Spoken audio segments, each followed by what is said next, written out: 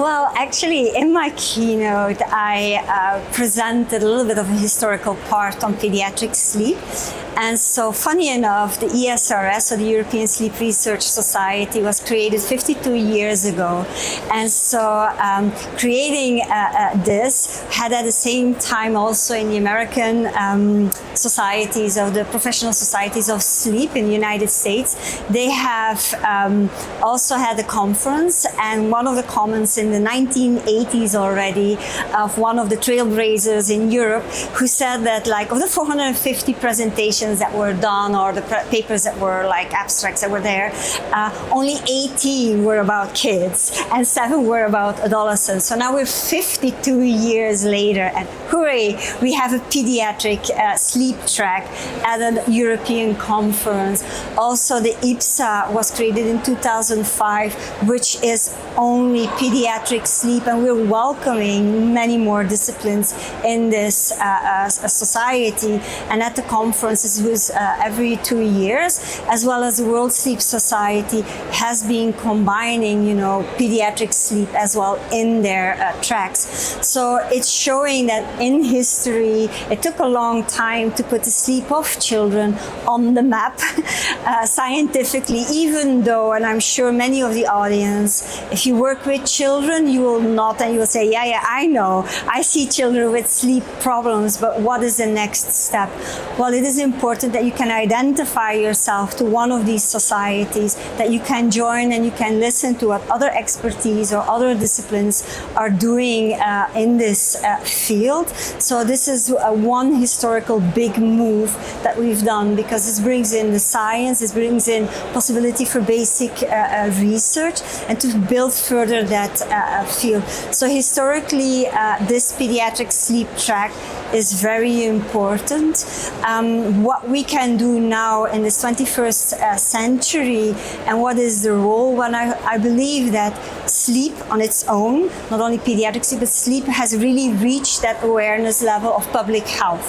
And that is important, because it means that people are really searching online, and there's a lot of, lullabies and apps and everything that you can find online, but very few of them are really scientifically validated. Also, very few parents are very trusting in these things, but they try them out, because if you cannot sleep because a child is not sleeping, or the family is not sleeping because one child is not sleeping, you have an issue, and you need to know on which door you want to knock.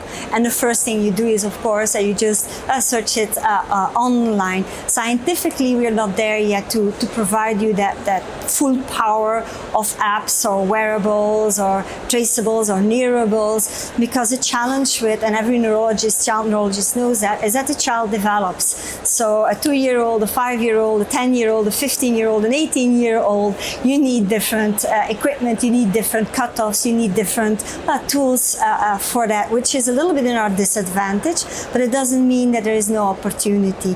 So what we do see is that technology has opened up the access to what is happening in a child's bedroom and what is happening on the 24-hour rhythm of sleep, wake and sleep. And there's a lot of things ongoing, because you have sedentary lifestyles, you have less activity in the kids and then less of sleep. So this is really that circle that goes around. And that is where technology comes in, on one hand, to measure, to help clinically, to diagnose, to screen, to have a better view of those rhythms that happen in every family, which is different, and especially nowadays how families are composed. Then the next element is, what can then this technology bring to us instead of just the clinical populations? Because now when a child is filtered and has been referred to the sleep clinic, it goes to a sleep lab, and a sleep lab is not the natural sleep environment, which is especially challenging with children with autism,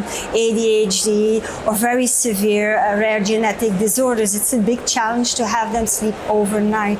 So that is where, you know, more mobile or in-home recordings technology needs to evolve. So that is happening as well in the field, because they realized that this is a market and that this is a huge need because the family is not sleeping. And then the third part is the one that we have the kids themselves using the screens and the apps, and they try to find solutions, even, you know, like discussion groups and everything.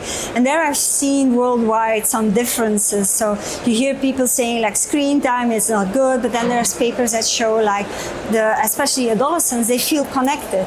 So when you, as an adolescent, you really need to disentangle yourself from that niche as a family. You need to become your individual as a person.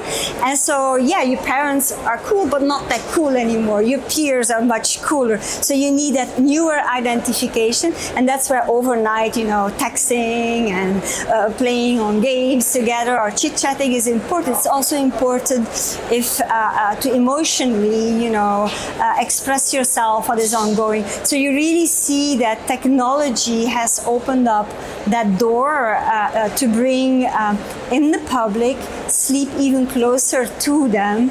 Now we need to work as experts, as clinicians, and as researchers to underpin this with solid science, so that we are not just in the limbo of, you know, fancy apps and everything, but that we can put that scientific, rigorous methodology behind it and really help and use this easy, accessible 24-hour technology for screening, diagnosing, and eventually treating. So that is actually what the future hopefully will bring for the field of pediatric sleep. But all of this, again, depends on working together, because we're very few, we're very young, very small societies, a small group of people. But the need is there in the professional, in the scientific, as well as in the public health. So I really welcome everybody to join either this or any other conference on pediatric sleep and bring in that science or clinical expertise.